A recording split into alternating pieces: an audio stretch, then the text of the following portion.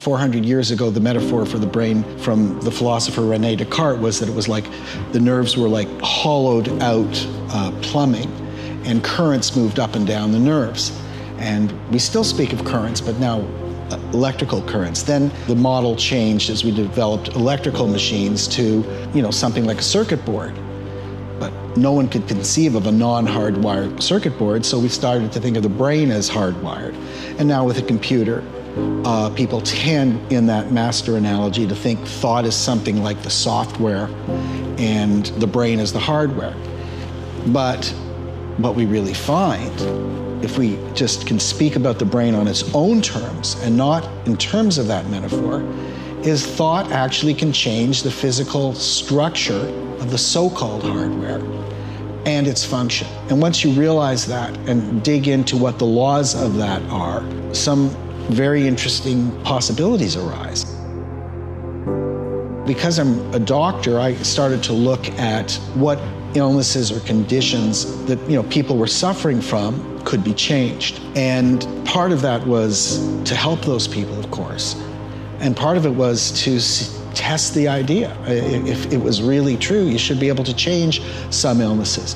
By the second book, I'm looking at some pretty substantial, severe neurological conditions and finding that they can sometimes be changed too. Not always, but sometimes, and sometimes radically. So it's a test of the concept. And at a certain point, the scales fall from one's eyes and you realize we've got a lot of things about the brain quite wrong. I talked about a girl who was born with half a brain and she's missing the left hemisphere, which we use to process language. And she, you would think she would be in the ICU with tubes in and out of her, but that's not the case. Her brain rewired itself, and she can speak, and she votes in elections, and she has her favorite basketball team, and so on. Now, that means that the brain is not nearly as localized, particularly the outer parts of the brain, for sure, as we thought, but even some of the deep parts of the brain.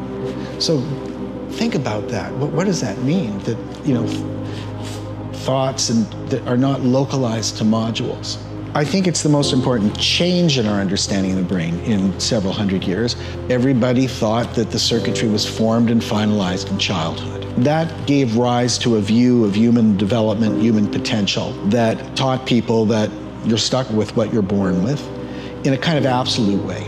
I mean, one case after another in my second book, people are told, your child will never get better, you will never get better, and so on. It's not possible. If you had a stroke when you were being born and you have cerebral palsy, that the assumption was that's it. If you tried to maintain your brain as you got older, that was seen as kind of a waste of time. But even if we're not talking in medical terms, your conception of what's possible, let's say in the second half of life, is radically altered when you understand that there's plasticity from cradle to grave. You can reinvent yourself in certain respects, take on skills you never dreamed that you could take on throughout the course of your life. That's an incredibly liberating thought. And not only can you, but if you don't challenge your brain, it probably won't maintain itself. So, the brain, just like the body, requires some intensive work just for maintenance. It's necessary to do that. All the little lies that you tell yourself about yourself, the limitations, the belief systems that hold you back, they hardwire and they become real. So there's really two kinds of pain. There's an acute pain, which tells you that there's damage to part of the body, and we don't welcome it, but it actually is essential for our survival. And some people who are born with a genetic tendency not to be able to feel pain, well, they tend to die very young because they'll hurt their foot, they won't notice it, and they'll die of an infection. Chronic pain is damage not only to the part of the body, but to the nervous part of the pain system itself. So what happened with Michael Moskowitz is he was a psychiatrist turned pain physician, and he had a number of mishaps or accidents. One of them had to do with a kind of a skiing accident, and so he wrecked his neck. Initially it hurt him just around the neck, but the nerve kept getting pinched over and over again. And so the brain got really good at registering that pain. And what was initially a kind of just a strong thrust of pain, lasting seconds, as the brain got better at processing it, the pain would last longer and it started to spread from his neck to his head to his shoulders and soon his upper back. And he was stuck with a chronic pain syndrome. Now, he started reading about plasticity at this time. And as a pain physician, he tried everything for that chronic pain. So he tried all the medications, which are problematic, to say the least. Nerve blocks, so injections into various nerves, and a lot of complementary things, all the ones he knew about. And he was very open-minded, and nothing touched it. Most of us think that there's probably a pain center in the brain that registers all of this pain, but in fact, there's about a dozen different centers in the brain. And that's the first thing to know. But what's interesting about them is they're distributed through the brain, and they in general are dual purpose centers. So you may have noticed when you're in pain, you might be irritable and have emotional regulation problems, or you can't pay attention, or you can't do higher math. Now there's reasons for all of this. So one of the areas that registers pain also registers emotion. And what's happening there is the part, when you have acute pain, a small part of that area will light up. When it becomes chronic, about another 20% of that map will light up, and it literally invades the processing areas of emotion. So it's not as good at processing emotion. Plasticity is competitive within the brain.